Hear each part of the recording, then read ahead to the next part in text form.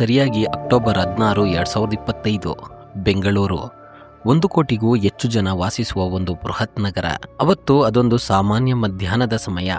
ಆ ಮಧ್ಯಾಹ್ನದ ಸಮಯದಂದು ಒಂದು ಕುಟುಂಬವೇ ನುಚ್ಚು ನೂರಾಗಿ ಹೋಗುತ್ತೆ ಅಂತ ಯಾರೂ ಅಂದುಕೊಂಡಿರಲಿಲ್ಲ. 20 ವರ್ಷವಿದ್ದ ಯಾಮಿನಿ ಪ್ರಿಯಾ ಅವರಿಗೆ ಅವತ್ತು ಎಕ್ಸಾಮ್ ಮುಗಿಸಿಕೊಂಡು ಎಕ್ಸಾಮ್ ಹಾಲ್ನಿಂದ ಹೊರಬಂದ ಯಾಮಿನಿ ಅವರ ಮುಖದಲ್ಲಿ ಒಂದು ರೀತಿಯ ಸಂತೋಷ. ಒಂದೇ ಬಾರಿಗೆ ತನ್ನ ಮೊಬೈಲ್ ತೆಗೆದುಕೊಂಡು ತನ್ನ ಅಮ್ಮನಿಗೆ ಕರೆ ಮಾಡಿ, ಅಮ್ಮ, ಎಕ್ಸಾಮ್ ತುಂಬಾ ಈಸಿ ಇತ್ತು, ಚೆನ್ನಾಗಿ ಬರೆದಿದ್ದೀನಿ, ಇವಾಗ ತಾನೇ ನಾನು ಕಾಲೇಜಿನಿಂದ ಹೊರಟೆ, ಇನ್ನೊಂದು ಗಂಟೆಯಲ್ಲಿ ನಾನು ಮನೆಗೆ ಬಂದು ಬಿಡ್ತೀನಿ, ನನಗೆ ತುಂಬಾ ಹೊಟ್ಟೆ ಹಸಿತಿದೆ, ಏನಾದ್ರೂ ಅಡಿಗೆ ಮಾಡಿರಿ ಅಂತ ಹೇಳಿ ಖುಷಿಯಿಂದನೇ ಆ ಕಾಲನ್ನ ಕಟ್ ಮಾಡಿದ್ರು. ಇದನ್ನು ಕೇಳಿದ ಅವರ ತಾಯಿ ವರಲಕ್ಷ್ಮಿ ಅವರಿಗೆ ಅಷ್ಟೊಂದು ಸಂತೋಷ, ನನ್ನ ಮಗಳು ಎಕ್ಸಾಮ್ ಚೆನ್ನಾಗಿ ಬರೆದು ಬಂದಿದ್ದಾಳೆ ಅಂತ. ಹೀಗೆ ತನ್ನ ಮಗಳಿಗೆ ಇಷ್ಟವಾದ ಅಡಿಗೆ ಮಾಡಿ ಬಾಗಿಲ ಹತ್ತಿರವೇ ನಿಂತು ತನ್ನ ಮಗಳಿಗೆ ಕಾಯುತ್ತಾ ನಿಂತಿದ್ರು. ಆದ್ರೆ ಅವರ ತಾಯಿಗೆ ಗೊತ್ತಿರಲಿಲ್ಲ, ಇವರು ಕಾಯುತ್ತಿದ್ದ 1 ಗಂಟೆಯಲ್ಲಿ ಯಾಮಿನಿ ಜೀವನವೇ ನಾಶವಾಗುತ್ತೆ ಅಂತ. ಹೌದು, ಸಮಯ ಆಗ ಮಧ್ಯಾಹ್ನ 2:30. ಶ್ರೀರಾಂಪುರ ಪೊಲೀಸ್ ಠಾಣೆಗೆ ಒಂದು ಫೋನ್ ಕರೆ ಬಂದಿದೆ. ಸರ್, ಮಂತ್ರಿ ಸ್ಕ್ವೇರ್ ಮಾಲ್ ಇಂದಿರುವ ಆ ರೈಲ್ವೆ ಟ್ರ್ಯಾಕ್ ಪಕ್ಕದಲ್ಲಿ ಒಂದು ಹೆಣ್ಣಿನ ಮೃತದೇಹ ಸಿಕ್ಕಿದೆ, ಬೇಗ ಬನ್ನಿ ಸರ್ ಅಂತ ಕರೆ ಬಂದಿದೆ. ಹೀಗೆ ಕೆಲವೇ ನಿಮಿಷಗಳಲ್ಲಿ ಸ್ಥಳಕ್ಕೆ ಭೇಟಿ ನೀಡಿದ ಪೊಲೀಸರಿಗೆ ಅವರು ಕಂಡ ಆ ದೃಶ್ಯ ಪೊಲೀಸರು ಕೂಡ ದಂಗಾಗಬೇಕು, ಆ ರೀತಿ ಇತ್ತು. ಕಾಲೇಜಿಗೆ ಹೋಗುವ ಹುಡುಗಿ ಕುತ್ತಿಗೆಯ ಭಾಗದಲ್ಲಿ ಅನೇಕ ಗಾಯಗಳು. ಆದರೆ ಪೊಲೀಸರು ಅಲ್ಲಿ ವಿಚಿತ್ರವಾದ ವಿಷಯವೊಂದನ್ನ ಗಮನಿಸಿದ್ರು. ಆ ಹೆಣ್ಣಿನ ಮುಖದಲ್ಲಿ ಕೆಂಪು ಬಣ್ಣದಲ್ಲಿ ಏನೋ ಇದೆ. ಇದನ್ನು ಕಂಡ ಪೊಲೀಸ್ ಪ್ರಾರಂಭದಲ್ಲಿ ಅದನ್ನ ರಕ್ತವೆಂದು ಅಂದುಕೊಂಡ್ರು. ಅನಂತರ ಅವರು ಹತ್ತಿರಕ್ಕೆ ಹೋಗಿ ಸರಿಯಾಗಿ ನೋಡಿದಾಗ್ಲೇ ಗೊತ್ತಾಗಿದ್ದು ಅದು ಖಾರದ ಪುಡಿ ಅಂತ. ಹೀಗೆ ಆ ಹೆಣ್ಣಿನ ಪಕ್ಕದಲ್ಲಿ ಒಂದು ಕಾಲೇಜು ಬ್ಯಾಗ್ ದೊರಕಿದೆ. ಆ ಬ್ಯಾಗ್ ಅನ್ನು ಗಮನಿಸಿ ನೋಡಿದ ಪೊಲೀಸರಿಗೆ ಒಂದು ID ಕಾರ್ಡ್ ದೊರಕಿದೆ. ಆ ID ಕಾರ್ಡ್ ನಲ್ಲಿದ್ದ ಹೆಸರು ಯಾಮಿನಿ ಪ್ರಿಯಾ. ಪೊಲೀಸರು ಆ ID ಕಾರ್ಡ್ ನಲ್ಲಿದ್ದ ಎಮರ್ಜೆನ್ಸಿ ನಂಬರ್ಗೆ ಕರೆ ಮಾಡುತ್ತಾರೆ. ಆ ಫೋನ್ ಗೋಪಾಲ್ ಎನ್ನುವವರ ಮನೆಯಲ್ಲೇ ರಿಂಗ್ ಆಗುತ್ತೆ. ಹೆಲೋ, ನೀವು ಯಾಮಿನಿ ಪ್ರಿಯಾ ಅವರ ತಂದೆನಾ? ಏನು ಇಲ್ಲ, ನಿಮ್ಮ ಮಗಳಿಗೆ ಒಂದು ಚಿಕ್ಕ ಆಕ್ಸಿಡೆಂಟ್, ಈಗಲೇ ನಾವು ಹೇಳೋ ಸ್ಪಾಟ್ಗೆ ಬರಬೇಕಾಗುತ್ತೆ ಅಂತ ಹೇಳಿದ್ದಾರೆ. ಇದನ್ನ ಕೇಳಿಸಿಕೊಂಡ ಗೋಪಾಲ್ ತಬ್ಬಿಬ್ಬಾಗಿ ಸ್ವಲ್ಪ ಸಮಯದಲ್ಲೇ ಆ ಸ್ಪಾಟ್ಗೆ ಬರುತ್ತಾರೆ. ಹಾಗೆ ಅವರು ಅಲ್ಲಿ ಬಂದು ನೋಡಿದ್ದು ಆಕ್ಸಿಡೆಂಟ್ ಅಲ್ಲ, ಒಂದು ಕ್ರೂರವಾದ ಕೊಲೆ.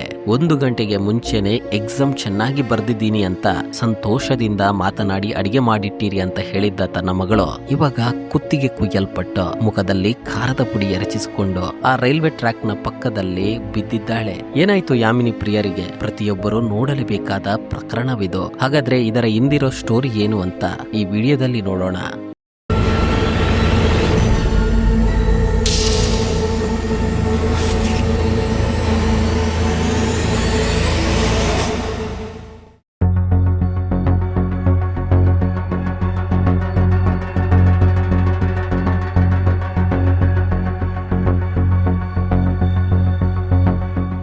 ಸ್ವತಂತ್ರ ಪಾಳ್ಯ ಬೆಂಗಳೂರಿನಲ್ಲಿರುವ ಒಂದು ಏರಿಯಾ. ಅಲ್ಲಿ ಗೋಪಾಲ್ ಎನ್ನುವವರು ಈ ಟೈಲ್ಸ್ ಕೆಲಸವನ್ನ ಮಾಡಿಕೊಂಡಿದ್ದಾರೆ. ಅವರ ಪತ್ನಿಯಾದ ವರಲಕ್ಷ್ಮಿ ಗೃಹಿಣಿ. ಇವರಿಬ್ಬರ ಪ್ರಪಂಚವೇ ಆ 20 ವರ್ಷದ ಮಗಳು ಯಾಮಿನಿ ಪ್ರಿಯಾ. ಚಿಕ್ಕ ವಯಸ್ಸಿನಿಂದಲೇ ಯಾಮಿನಿಗೊಂದು ಕನಸಿತ್ತು, ನಾನೊಂದು ಡಾಕ್ಟರ್ ಆಗಬೇಕಂತ. ಅದಕ್ಕಾಗಿ PUC ಓದಿದ ನಂತರ 2 ವರ್ಷ ಕಷ್ಟಪಟ್ಟು ನೀಟ್ ಎಕ್ಸಾಮ್ಗೆ ಓದುತ್ತಾರೆ. ಆದ್ರೆ ಅವರಿಂದ ಅದು ಕ್ಲಿಯರ್ ಮಾಡೋದಕ್ಕಾಗ್ಲಿಲ್ಲ. ಆದ್ರೆ ಅದಕ್ಕೆ ಕುಗ್ಗದ ಯಾಮಿನಿ ಡಾಕ್ಟರ್ ಆಗಿಲ್ಲ ಅಂದ್ರೆ ಏನು, B.Pharm ಓದಿ ಮೆಡಿಕಲ್ ಫೀಲ್ಡ್ ಅಲ್ಲಿ ಏನಾದ್ರೂ ಮಾಡೋಣ ಅಂತ ಬನಶಂಕರಿಯಲ್ಲಿರುವ ಒಂದು ಕಾಲೇಜ್ಗೆ ಸೇರಿಕೊಂಡ್ರು. ಅವರ ತಂದೆ ತಾಯಿಗೆ ಈಕೆನ ಕಂಡ್ರೆ ಅಷ್ಟು ಸಂತೋಷ.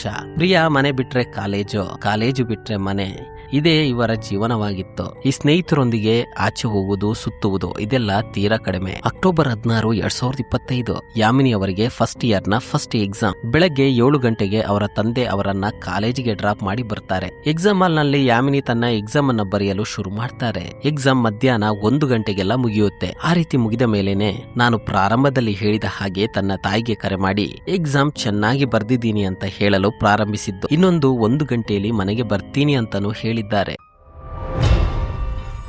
ಆದರೆ ಯಾಮಿನಿ ಆ ಮಂತ್ರಿ ಸ್ಕ್ವೇರ್ ನ ಹಿಂಭಾಗದಲ್ಲಿರುವ ಆ ರೈಲ್ವೆ ಟ್ರ್ಯಾಕ್ ನ ಹತ್ತಿರ ನಡೆದುಕೊಂಡು ಬರಬೇಕಾದ್ರೆ ಅವರಿಗೆ ಗೊತ್ತಿಲ್ಲ ಅವರ ಪ್ರತಿ ಹೆಜ್ಜೆಯನ್ನ ಯಾರೋ ಒಬ್ಬರು ಗಮನಿಸುತ್ತಿದ್ದಾರೆ ಅಂತ. ಅದು ಸಾಮಾನ್ಯ ಮನುಷ್ಯರೆಲ್ಲ, ಕ್ರೂರ ಮನುಷ್ಯರು. ಯಾಮಿನಿಯಿಂದ ಅವರ ಸೇಡನ್ನ ತೀರಿಸಿಕೊಳ್ಬೇಕಾಗಿತ್ತು. ಯಾಮಿನಿ ಅವರ ಪಾಡಿಗೆ ಅವರು ಅಲ್ಲಿ ನಡೆದುಕೊಂಡು ಬರ್ತಿದ್ದಾರೆ. ಅವಾಗ್ಲೇ ಅವರಿಗೆ ಅವರ ಪಕ್ಕದಲ್ಲಿ ಬೈಕ್ ಒಂದು ಬರುವ ಹಾಗೆ ಶಬ್ದ ಕೇಳಿಸುತ್ತೆ. ಯಾಮಿನಿನೂ ತಿರುಗಿ ನೋಡ್ತಾರೆ. ಆ ರೀತಿ ನೋಡಿದಾಗ ಅವರು ಅಲ್ಲೇ ನಡುಗಲು ಪ್ರಾರಂಭಿಸಿದ್ದಾರೆ. ಅನಂತರ ಅಲ್ಲಿ ನಡೆದುದೇ ಕ್ರೂರತನ.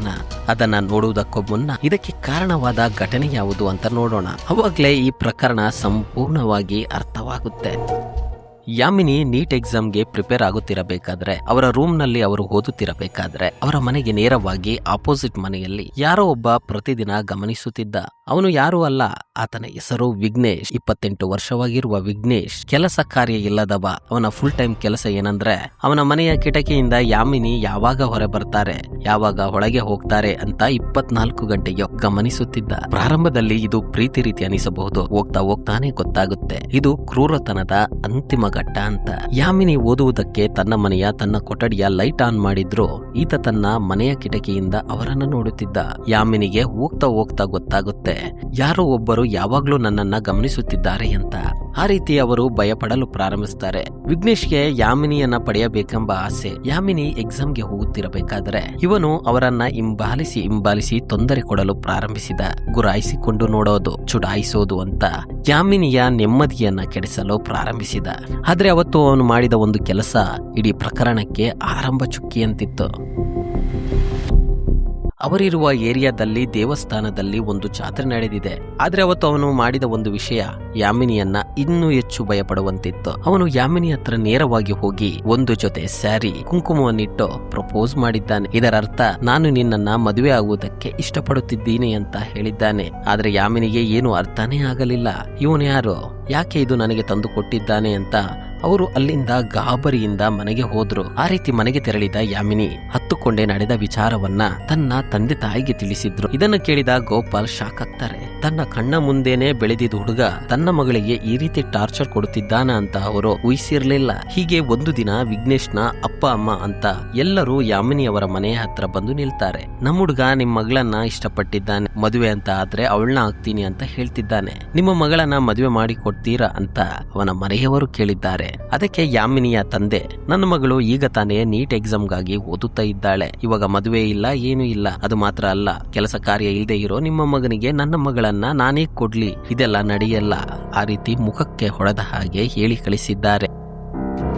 ಅದು ಮಾತ್ರ ಅಲ್ಲ, ಯಾಮಿನಿ ಕೂಡ ಹೇಳಿದ್ದಾರೆ ನನಗೆ ಅವನು ಒಂದು ಚೂರು ಇಷ್ಟ ಇಲ್ಲ ಅಂತ. ಹೀಗೆ ಯಾಮಿನಿ ನನ್ನನ್ನ ಒಪ್ಪಿಕೊಳ್ಳಲಿಲ್ಲ ಅನ್ನೋದನ್ನ ವಿಘ್ನೇಶ್ನಿಂದ ಸಹಿಸಿಕೊಳ್ಳುವುದಕ್ಕಾಗ್ಲಿಲ್ಲ. ಅವನ ತಲೆಯೊಳಗೆ ಅದೊಂದು ಅವಮಾನದ ರೀತಿ ಕೂತು ಬಿಡ್ತು. ಅದಾದ ಮೇಲೆ ವಿಘ್ನೇಶ್ನ ಟಾರ್ಚರ್ ಜಾಸ್ತಿ ಆಗುವುದಕ್ಕೆ ಪ್ರಾರಂಭವಾಗಿದೆ. ಯಾಮಿನಿ ಕಾಲೇಜಿಗೆ ಹೋಗಬೇಕಾದ್ರೆ ಹಿಂಬಾಲಿಸೋದು, ಕೆಟ್ಟದಾಗಿ ಅವರನ್ನ ಮಾತನಾಡಿಸೋದು ಅಂತ ಅವರನ್ನ ಮಾನಸಿಕವಾಗಿ ಹಿಂಸೆ ಕೊಡಲು ಪ್ರಾರಂಭಿಸಿದ. ಹೀಗೆ ಯಾಮಿನಿಯವರ ತಂದೆಯೇ ಪ್ರತಿದಿನ ಪಿಕಪ್ ಡ್ರಾಪ್ ಮಾಡಲು ಪ್ರಾರಂಭಿಸುತ್ತಾರೆ. ಸ್ವಲ್ಪ ದಿನ ಸುಮ್ಮನಾಗಿದ್ದ ಯಾಮಿನಿ ಮನೆಯವರು ಇದ್ಯಾಕೋ ಸರಿ ಅನಿಸ್ತಿಲ್ಲ ಅಂತ ಹೇಳಿ ಇವನ್ನ ಹಿಂಗೆ ಬಿಟ್ರೆ ಪ್ರಾಬ್ಲಮ್ ಅಂತ ಹೇಳಿ ಶ್ರೀರಾಮ್ಪುರ ಪೊಲೀಸ್ ಠಾಣೆಗೆ ದೂರು ಸಲ್ಲಿಸಿದ್ರು. ಹೀಗೆ ಪೊಲೀಸರು ವಿಘ್ನೇಶ್ನನ್ನ ಸ್ಟೇಷನ್ಗೆ ಕರೆಸಿ ವಿಚಾರಿಸಲು ಪ್ರಾರಂಭಿಸಿದ್ರು. ಅವಾಗ ಅಲ್ಲಿ ಅಮಾಯಕನಂತೆ ನಟಿಸಿದ್ದ ವಿಘ್ನೇಶ್ನನ್ನ ನೋಡಿ, ಏನೋ ನಮ್ಮನೆ ಎದುರು ಮನೆಯವನು, ಸುಮ್ಮನೆ FIR ಹಾಕಿ ಜೈಲಿಗೆ ಕಳಿಸೋದು ಬೇಡ ಅಂತ ವಾರ್ನ್ ಮಾಡಿ ಬಿಡಿ ಸರ್, FIR ಎಲ್ಲ ಬೇಡ ಅಂತ ಯಾಮಿನಿಯವರ ತಂದೆ ಹೇಳಿದ್ದಾರೆ. ಒಂದು ಲೆಟರ್ ಅನ್ನ ಬರೆಸಿಕೊಂಡು ವಿಘ್ನೇಶ್ನನ್ನ ಸ್ಟೇಷನ್ ನಿಂದ ಕಳಿಸ್ತಾರೆ. ಹೀಗೆ ಸ್ಟೇಷನ್ ನಿಂದ ಹೊರಬಂದ ವಿಘ್ನೇಶ್ನ ಮನಸ್ಸಿನಲ್ಲಿ, ನನ್ನನ್ನ ಸ್ಟೇಷನ್ ವರೆಗೂ ಕರೆಸಿದ್ರಲ್ಲ, ನಾನೇನು ಮಾಡ್ತೀನಿ ಅಂತ ನೋಡಿ ಅಂತ ಅಂದುಕೊಂಡು ಹೊರ ನಡೆದಿದ್ದ. ಯಾಮಿನಿಯವರ ಕುಟುಂಬದವರು ಏನು ಅಂದುಕೊಂಡ್ರು ಅಂದ್ರೆ, ಪೊಲೀಸರು ಬೈದಿರೋದ್ರಿಂದ ಅವನು ಭಯಪಟ್ಟ, ಇನ್ಮೇಲೆ ನಮ್ಮ ಮಗಳಿಗೆ ಯಾವ ತೊಂದರೆ ಇಲ್ಲ ಅಂತ ಅಂದುಕೊಂಡ್ರು. ಆದ್ರೆ ಅವರಿಗೆ ಗೊತ್ತಿರ್ಲಿಲ್ಲ ಈ ವಿಘ್ನೇಶ್ ಒಂದು ದೊಡ್ಡ ಪ್ಲಾನ್ ಅನ್ನೇ ರೆಡಿ ಮಾಡಿದ್ದ ಅಂತ. ಆತನ ಮೊಬೈಲ್ ನಲ್ಲಿ ಒಂದು ವಾಟ್ಸ್ಆಪ್ ಗ್ರೂಪ್ ಓಪನ್ ಆಗುತ್ತೆ. ಆ ಗ್ರೂಪ್ ನ ಹೆಸರು ಮಿಷನ್ ಯಾಮಿನಿ ಪ್ರಿಯಾ.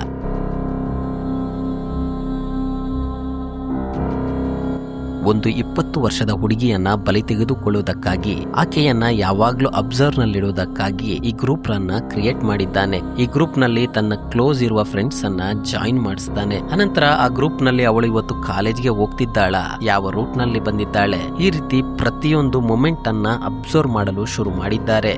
ಯಾಮಿನಿಯವರಿಗೆ ಗೊತ್ತಿರಲಿಲ್ಲ ಅವರು ತಿರುಗಾಡುವ ಪ್ರತಿ ಜಾಗದಲ್ಲೂ ವಿಘ್ನೇಶ್ನ ಸ್ಪೈಗಳಿದ್ದಾರೆ ಅಂತ. ಹೀಗೆ ಯಾಮಿನಿ ಯಾವಾಗ ಒಬ್ಬಳೆ ಇರುತ್ತಾಳೆ ಅನ್ನುವುದನ್ನ ಕಾಯುತ್ತಾ ಕೂತಿದ್ದ ವಿಘ್ನೇಶ್. ಅಕ್ಟೋಬರ್ 16 ಯಾಮಿನಿಗೆ ಎಕ್ಸಾಮ್ ಮುಗಿಯುವ ಆ ದಿನ ವಿಘ್ನೇಶ್ನ ವಾಟ್ಸ್ಆಪ್ ಗ್ರೂಪ್ ನಲ್ಲಿ ಒಂದು ಮೆಸೇಜ್ ಬರುತ್ತೆ. ಯಾಮಿನಿ ಇವತ್ತು ಎಕ್ಸಾಮ್ ಮುಗಿಸ್ಕೊಂಡು ರೈಲ್ವೆ ಟ್ರ್ಯಾಕ್ ನ ಹತ್ತಿರ ಒಬ್ಬಳೆ ಬರುವುದಕ್ಕೆ ಅವಕಾಶಗಳಿವೆ ಅಂತ ಅಪ್ಡೇಟ್ ಮಾಡ್ತಾರೆ. ಇದನ್ನು ಕಂಡ ವಿಘ್ನೇಶ್ ಖುಷಿಯಿಂದಲೇ ತನ್ನ ಬೈಕು ತೆಗೆದುಕೊಂಡು ಜೊತೆಗೆ ಅವನ ಸ್ನೇಹಿತ ಹರೀಶ್ ನನ್ನ ಕರೆದುಕೊಂಡು ಹೋದ. ಅವನ ಕೈಯಲ್ಲಿ ಒಂದು ಬ್ಯಾಗು ಇದೆ. ಆ ಬ್ಯಾಗ್ ನಲ್ಲಿ ಕತ್ತಿ ಹಾಗೂ ಸ್ವಲ್ಪ ಖಾರದ ಪುಡಿಯನ್ನ ಹಿಡಿದುಕೊಂಡಿದ್ದಾರೆ. ಹೀಗೆ ವಾಟ್ಸ್ಆಪ್ ಗ್ರೂಪ್ ನಲ್ಲಿ ಕೊನೆಯದಾಗಿ ಒಂದು ಮೆಸೇಜ್ ಬರುತ್ತೆ, ಇವತ್ತು ಈ ಮಿಷನ್ ಅನ್ನ ಕ್ಲೋಸ್ ಮಾಡಲೇಬೇಕು ಅಂತ. ಅಕ್ಟೋಬರ್ 16, 2015 ಮಧ್ಯಾಹ್ನ 2:15 ಎಕ್ಸಾಮ್ ಎಲ್ಲ ಮುಗಿಸ್ಕೊಂಡು ತುಂಬಾ ಸಂತೋಷದಿಂದ ಯಾಮಿನಿ ಪ್ರಿಯಾ ಆ ರಸ್ತೆಯಲ್ಲಿ ನಡೆದುಕೊಂಡು ಬರುತ್ತಿದ್ದಾರೆ. ಅವತ್ತು ಅವರ ತಂದೆ ಜೊತೆಯಲ್ಲಿ ಬಂದಿಲ್ಲ. ಎಕ್ಸಾಮ್ ಎಕ್ಸಾಮ್ ಚೆನ್ನಾಗಿ ಮಾಡಿದೀವಿ, ಮನೆಗೆ ಬೇಗ ಹೋಗೋಣ ಅಂತ ಅಂದುಕೊಂಡು ಬರುತ್ತಿದ್ದಾರೆ. ಮಂತ್ರಿ ಸ್ಕ್ವೇರ್ ನ ಹಿಂಭಾಗದಲ್ಲಿರುವ ಆ ರೈಲ್ವೆ ಟ್ರ್ಯಾಕ್ ನ ಏರಿಯಾ ಸ್ವಲ್ಪ ಜನಗಳ ಓಡಾಟ ಕಡಿಮೆ ಇರುವ ಪ್ರದೇಶ. ಯಾಮಿನಿ ಪ್ರಿಯಾ ಆ ಜಾಗದಲ್ಲಿ ವೇಗವಾಗಿ ನಡೆದುಕೊಂಡು ಹೋಗುತ್ತಿದ್ದಾರೆ. ಅಲ್ಲೇ ವಿಘ್ನೇಶ್, ಅವನ ಸ್ನೇಹಿತ ಹರೀಶ್ ಅಲ್ಲೇ ವೇಟ್ ಮಾಡುತ್ತಾ ನಿಂತಿದ್ದಾರೆ. ಅವಾಗ್ಲೇ ಆ ರೀತಿ ನಡೆದುಕೊಂಡು ಹೋಗುತ್ತಿದ್ದ ಯಾಮಿನಿಗೆ ಒಂದು ಬೈಕ್ ತನ್ನ ಹಿಂದೆ ಬಂದು ನಿಲ್ಲುವ ಹಾಗೆ ಅನಿಸುತ್ತೆ. ಯಾರಪ್ಪ ಇದು ಅಂತ ತಿರುಗಿ ನೋಡಿದ ಯಾಮಿನಿ ಒಂದು ನಿಮಿಷ ಗಾಬರಿಗೊಳಗಾಗಿದ್ದಾರೆ. ಅಯ್ಯೋ ಮತ್ತೆ ಇವನ ಅಂತ ಅವರು ಅಂದುಕೊಳ್ಳುವಾಗ್ಲೇ ವಿಘ್ನೇಶ್ ಅವನ ಕೈಯಲ್ಲಿದ್ದ ಮೆಣಸಿನಕಾಯಿ ಪುಡಿ ತೆಗೆದು ಯಾಮಿನಿಯವರ ಮುಖಕ್ಕೆ ಎರಚಿದ್ದಾನೆ. ಈಗ ಯಾಮಿನಿಯವರಿಂದ ಅವರ ಕಣ್ಣು ತೆಗಿಲಿಕ್ಕಾಗ್ಲಿಲ್ಲ. ಕಣ್ಣು ಹುರಿ ಅವರ ಕೈಯಿಂದ ತಡೆಯೋದಕ್ಕಾಗ್ಲಿಲ್ಲ. ಆ ಹುರಿಯಿಂದ ಕಿರುಚಾಟ ಪ್ರಾರಂಭಿಸಿದ್ರು. ಆ ನೋವಲ್ಲೂ ಹುರಿಯಲ್ಲೂ ಅವರು ಅಲ್ಲಿಂದ ಓಡಿ ಹೋಗೋಣ ಅಂತ ಅಂದುಕೊಂಡಾಗ ಯಾಮಿನಿ ಕಾಲೆಡವಿ ಅಲ್ಲೇ ಬಿದ್ದಿದ್ದಾರೆ. ಆ ಸಂದರ್ಭದಲ್ಲೇ ವಿಘ್ನೇಶ್ ತಾನು ತಂದಿದ್ದ ಕತ್ತಿ ಹೊರ ತೆಗೆದು ಮೃಗದ ರೀತಿ ಯಾಮಿನಿ ಪ್ರಿಯರಿಗೆ ಚುಚ್ಚಿದ್ದಾನೆ. ಯಾಮಿನಿಯವರ ಕುತ್ತಿಗೆ ಬೆನ್ನು ಅಂತ ಎಲ್ಲೆಡೆ ಚುಚ್ಚಿದ್ದಾನೆ. ಆ ಯಾಮಿನಿಯ ಕನಸುಗಳು B.Pharm ಶಿಕ್ಷಣ, ಡಾಕ್ಟರ್ ಆಗಬೇಕೆಂಬ ಆಸೆ ಈ ರೈಲ್ವೆ ಟ್ರ್ಯಾಕ್ ನಲ್ಲೇ ಮುಗಿದು ಹೋಗುತ್ತೆ. ಹೀಗೆ ಕೊಲೆ ಮಾಡಿದ ನಂತರ ತಾವು ತಂದಿದ್ದ ಬೈಕ್ ನಲ್ಲಿ ವೇಗವಾಗಿ ಅಲ್ಲಿಂದ ಇಬ್ಬರು ಹೋಗಿದ್ದಾರೆ. ಯಾಮಿನಿ ಅಲ್ಲಿ ಜೀವಕ್ಕಾಗಿ ಹೋರಾಡುತ್ತಿದ್ದಾರೆ. ಆದ್ರೆ ಕೊಲೆಗಾರ ವಿಘ್ನೇಶ್ ನೇರವಾಗಿ ಅವನ ಮನೆಗೆ ತೆರಳಿದ್ದಾನೆ. ಹೀಗೆ ಅವಸರವಾಗಿ ಮನೆಯೊಳಗೆ ಹೋದ ವಿಘ್ನೇಶ್ ಅವಸರವಾಗಿ ತನ್ನ ಬಟ್ಟೆಯನ್ನೆಲ್ಲ ಒಂದು ಬ್ಯಾಗ್ ನಲ್ಲಿ ತುಂಬಿಸಿಕೊಂಡು ಅವರ ಅಪ್ಪ ಅಮ್ಮನಿಗೆ ಇವನು ಏನ್ ಹೇಳಿದ್ನೋ ಗೊತ್ತಿಲ್ಲ. ಹೀಗೆ ಈ ಮೂವರು ಒಂದು ಆಟೋ ಹತ್ತಿ ತಲೆಮರೆಸಿಕೊಳ್ಳಲು ಯೋಚಿಸಿದ್ದಾರೆ. ಹೀಗೆ ವಿಘ್ನೇಶ್ ತನ್ನ ಬ್ಯಾಗ್ ಎಲ್ಲ ಪ್ಯಾಕ್ ಮಾಡಿಕೊಂಡು ಮನೆಯಿಂದ ಹೊರಗೆ ಬರಬೇಕಾದ್ರೆ ಆ ಮನೆಗೆ ಆಪೋಸಿಟ್ ಮನೆ ಯಾಮಿನಿಯವರ ಮನೆ ಇದೆಯಲ್ಲ, ಅಲ್ಲಿ ಯಾಮಿನಿ ಪ್ರಿಯಾ ಅವರ ತಂದೆ ಗೋಪಾಲ್ ನಿಂತುಕೊಂಡಿದ್ದಾರೆ. ತನ್ನ ಮಗಳು ಇನ್ನು ಮನೆಗೆ ಬಂದಿಲ್ವಲ್ಲ ಅಂತ ಮನೆ ಬಾಗಿಲಿನ ಹತ್ರ ಕಾಯ್ತಿದ್ದ ಅವರ ತಂದೆಗೆ ಗೊತ್ತಿಲ್ಲ ಅವರ ಮಗಳು ಇವಾಗ ಜೀವಂತ ಇಲ್ಲ ಅಂತ. ಹಾಗೆ ತನ್ನ ಮಗಳನ್ನ ಆ ರೀತಿ ಭೀಕರವಾಗಿ ಕೊಲೆ ಮಾಡಿದ್ದ ಕೊಲೆಗಾರ ಇವಾಗ ತನ್ನ ಕಣ್ಣ ಮುಂದೇನೆ ತಪ್ಪಿಸಿಕೊಂಡು ಹೋಗ್ತಾ ಇದ್ದಾನೆ ಅನ್ನುವುದು ಕೂಡ ಅವರಿಗೆ ಗೊತ್ತಿರಲಿಲ್ಲ. ಗೋಪಾಲ್ ಅವನನ್ನ ನೋಡಿದ್ದಾರೆ. ಎಲ್ಲೋ ಅವಸರವಾಗಿ ಹೋಗ್ತಾ ಇದ್ದಾನೆ ಅಂತ ಅಂದುಕೊಂಡು ಸುಮ್ಮನಾಗಿದ್ದಾರೆ. ಹೀಗೆ ಕೊಲೆಗಾರ ವಿಘ್ನೇಶ್ ಆ ಏರಿಯಾದಿಂದ ತಪ್ಪಿಸಿಕೊಂಡು ಹೋಗುವಾಗ ನನ್ನ ಕೆಲಸ ಮುಗಿತ್ತು, ಇನ್ನು ಯಾರಿಗೂ ನಾನು ಮಾಡಿದ್ದು ಗೊತ್ತಾಗಲ್ಲ ಅಂತ ಅಂದುಕೊಂಡು ಅಲ್ಲಿಂದ ಹೋಗಲಾರಂಭಿಸಿದ್ದಾನೆ.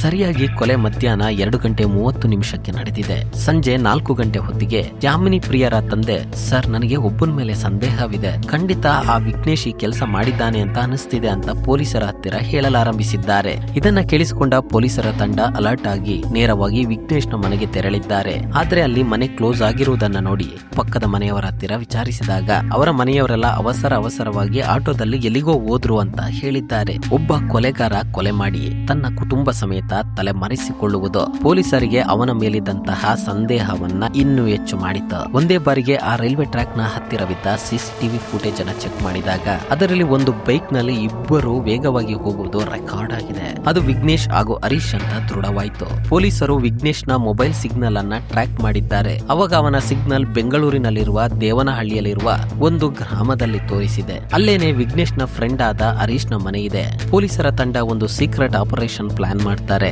ಈ ಕೊಲೆ ನಡೆದ 24 ಗಂಟೆಗಳು ಕೂಡ ಆಗಲ್ಲ. ಬೆಳಗಿನ ಜಾವ ಹರೀಶ್ ನ ಮನೆಯನ್ನ ಸುತ್ತುವರೆದು ಅಲ್ಲಿ ಅವಿತಿದ್ದ ವಿಘ್ನೇಶ್ ಅನ್ನ ಅರೆಸ್ಟ್ ಮಾಡುತ್ತಾರೆ. ಹೀಗೆ ಪೊಲೀಸರು ಈತನನ್ನ ಸ್ಟೇಷನ್ಗೆ ಕರೆದುಕೊಂಡು ಬಂದಾಗ್ಲೇ ಅವನ ಮೊಬೈಲ್ ಅನ್ನ ಚೆಕ್ ಮಾಡಿದಾಗ್ಲೇ ಮಿಷನ್ ಯಾಮಿನಿ ಗ್ರೂಪ್ ಅನ್ನ ಕಂಡ ಪೊಲೀಸರು ಒಂದು ಕ್ಷಣ ಆಶ್ಚರ್ಯಕ್ಕೊಳಗಾದ್ರು. ಪೊಲೀಸರು ಯಾಕೆ ಈ ಕೆಲಸ ಮಾಡಿದೆ ಅಂತ ಕೇಳಿದಾಗ ಆತ, ನಾನು 5 ವರ್ಷದಿಂದ ಅವಳನ್ನ ಪ್ರೀತಿಸಿದೆ, ಆದ್ರೆ ಅವಳು ನನ್ನನ್ನ ಕೇರ್ ಮಾಡ್ಲಿಲ್ಲ. ಅವರಪ್ಪ ನಿನಗೆ ಕೆಲಸ ಕಾರ್ಯ ಅನ್ನೋದು ಇಲ್ಲ ಅಂತ ಹೇಳಿದ್ರು. ಅವಳು ಓದಿ ಬೇರೆ ಯಾರನ್ನಾದ್ರೂ ಮದುವೆ ಆದ್ರೆ ಏನು ಮಾಡೋದು ಅಂತ, ಅವಳು ಯಾರಿಗೂ ಸಿಗಬಾರ್ದು ಅಂತ ಈ ಕೆಲಸ ಮಾಡಿದೆ ಅಂತ ಈ ವಿಘ್ನೇಶ್ ಹೇಳಿದ್ದಾನೆ. ಇಷ್ಟವಿಲ್ಲದ ವ್ಯಕ್ತಿ ಬಂದು ಮದುವೆ ಹಾಕ್ತೀನಿ ಅಂದಾಗ ಆತ ಇಷ್ಟ ಇಲ್ಲ ಅಂತ ಹೇಳಿದ್ದೇ ತಪ್ಪಾಯ್ತಾ? ಇದು ಬೆಂಗಳೂರಿನಲ್ಲಿ ನಡೆದಂತಹ ಯಾಮಿನಿ ಪ್ರಿಯರ ಒಂದು ಪ್ರಕರಣ.